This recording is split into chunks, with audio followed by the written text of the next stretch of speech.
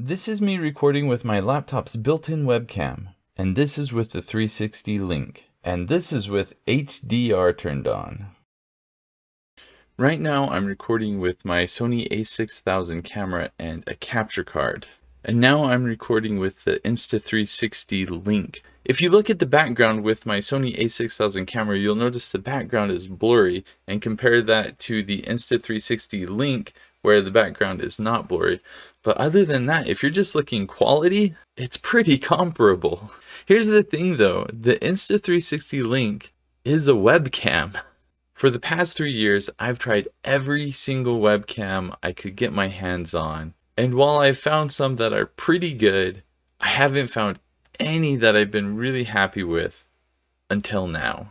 This is finally a webcam I actually really like. Here are some of the features that make this webcam unique. The first thing is 4K. Now this isn't too uncommon. A lot of webcams have 4K, like for example the Logitech Brio, and this is traditionally the webcam that I've recommended to people and have said that this is probably the webcam with the best quality that you're going to get. But let's hook this up and do a quick comparison. Here we have the two cameras side by side. I've got the Logitech Brio over here, the Insta360 Link camera over here.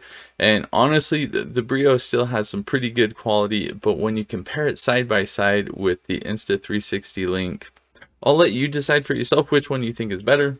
There are a lot of things I don't like about the Brio that the Insta360 gets exactly right. And one of those things is the ability to change and move the webcam as I want to. Which brings me to the second feature that I really like about the Insta360 Link is that it has a gimbal with AI tracking on it. Now again, this isn't something completely unique to this camera. OBSBot is a company that makes a lot of webcams as well, and this is another webcam I've been really happy with in the past. Let's go ahead and compare these side by side. Now I've got the OBSBot side by side with the Insta360 Link. Again, I'm going to let you decide for yourself what you think has better image quality, but the thing that makes both of these cameras unique is the gimbal and the tracking. Let's go ahead and turn that on both cameras. Okay, now the tracking is on. If I move my head, it's going to follow me around.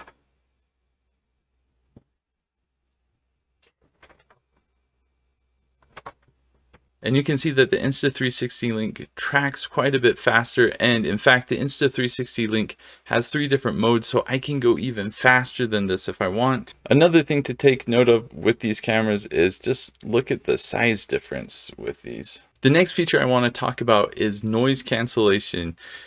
Again, noise cancellation, not anything new. Both the OBSBot and the Brio have that. I think the Insta360 Link just does a better job. Let's go ahead and switch over to the Insta360 mic. Now all the audio you are hearing is coming straight from the Insta360 mic. It has 2 of them, I believe, so it can do noise cancellation. One of the tests I like to do is turn on a fan or something like this electric razor that has a loud sound. So I'm going to go ahead and turn this on now. And you probably heard it turn on initially and then it would get really quiet. And now I'm talking over the razor and you can hear me just fine because that's how good the noise cancellation is.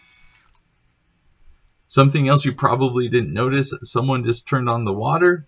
Don't know if you could hear that. I certainly could. I also have my computer fan running. Not sure if you can hear that, but I doubt it. Yeah, the noise cancellation on this thing is really great. Another cool feature of this webcam is it has privacy mode. When I turn this off, the webcam itself will just flip down, turn off, so I don't have to worry about being on camera. Most other cameras I've seen have like a slide cover or flip cover or nothing at all. It's nice that this is visibly off when you're not using it. What really impresses me about this Insta360 Link webcam is that it has a 1/2 inch sensor. It's possible that there's another webcam out there that has a 1/2 inch sensor. If there is, I am not aware of it. This is really impressive in a webcam, and that's what gets you this really nice image quality. And something else that I think is completely unique to the Insta360 webcam is it has whiteboard mode. So when you turn that on, it will focus specifically on the area you specify on a whiteboard. So just to give you an idea of how good I think this Insta360 Link webcam is, I'm going to show you some tests I ran through in the office so you can see for yourself what difference this makes in a home or office setting. This is the built-in webcam on my laptop. I am in an office. I've got a window behind me. You can see I'm close to the freeway, so there's some background noise. I don't know why, but a lot of people use their webcam like this. Obviously, I'm silhouetted. This is a horrible way to use your webcam. So I'm sitting in the same exact spot, but behind me you can see the windows. It's super bright, but you can actually see my face now, which is amazing. And now with HDR on, you can still see my face. I'm not a complete silhouette. You can also see the window behind me, and you can actually look out the window and see everything really nice and clear. Another test I did while I was in the office is I did the whiteboard mode. So it comes with stickers that you can use to outline the whiteboard. And I put these stickers on magnets so I could kind of move them around. When you do the hand gesture for the whiteboard mode, the camera will take some time to find each sticker, and then once it does, it focuses just on the area within the 4 stickers. So in my test, I found that this worked best when the whiteboard's directly parallel to the camera. If the whiteboard is at an angle, it will sometimes struggle. The nice thing about having the stickers on the magnets like I did here is that it allows me to zoom in on a specific area if I want to. The next thing I want to show you is how well it does with tracking and zoom. You can do hand gestures to turn on the tracking and zoom, and I found for the most part it worked just as expected. There were some times that I moved too fast and it would lose me and I'd have to go back or manually move the camera. I also did auto tracking at home with my kids as well, just to see how well it would work with multiple people, and it seems that this works by focusing just on one person, and it will go ahead and track that person until it loses that person. The hand gestures for zooming works really well. You basically put your hand in an L position and then you move it up if you want to zoom in, and you move it down if you want to zoom out. So one thing of note, your whole hand does have to be in the frame. So if you're in a close-up view like this, the hand gestures don't work quite as well. They still work, but once your hand's out of the frame, it stops. Next, I want to show you the software and some of the other features that this comes with. You can use the software to pan and tilt the camera if you don't want to use the hand gestures, and you can also use it to zoom in and out. There's also a button you can press to turn the whiteboard mode on if you don't want to use the hand gestures. There is an overhead mode for if you want to show something down on a table. You could show a book or a note or something like this.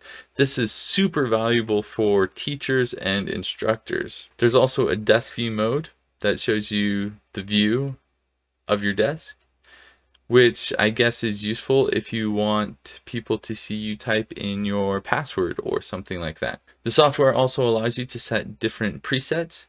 You can also turn off some of the automatic image settings and control things manually, like the ISO, shutter speed, white balance, brightness, contrast, saturation, and sharpness. You can also toggle the hand gestures on and off here. And here you can specify how you want the automatic zoom to work. It can zoom in on your head or half body or your whole body. You can also choose settings for anti-flicker. You can also choose the tracking speed if you want it to be faster or slower. You can manually focus. You can turn on streamer mode and set the camera to be in portrait mode if you want. And you can turn on HDR, which, as I showed before, works really well when there is a strong light behind you. And you can mirror the image. You can also update the firmware. On that note, I've only had this camera for a couple weeks and there's already been a firmware upgrade. So, Insta360 sent me this camera to do this review. And each week I get several products to review, but I almost never have received a product that has blown me away as much as this Insta360 Link webcam has. For the longest time, I've been so disappointed in webcams, and I thought my smartphone camera is so much better than any webcam camera. Why can't someone just make a good webcam? Well, Insta360 finally did. I think this webcam is going to be a game changer in the market. I think other companies are going to see this and be like, oh yeah, we need to start making good webcams. I just haven't seen a webcam that is this good. Now, to be fair, there are still some really good webcams out there that I simply haven't tried. But of all the webcams I've seen and tried, this is by far the best one I've seen. At the time I am recording this webcam has not been released to the public. It will be released in a few days. So there's a lot of information I still don't know about it, like the price. I will post information in the description below as I get it so you can see the price and find out where to buy this. Thanks for taking the time to watch this far. Have a great day. Slower. Whoa! Whoa! Whoa! Whoa! Whoa! Oh, you want to go up again? Okay, we have to get it on us.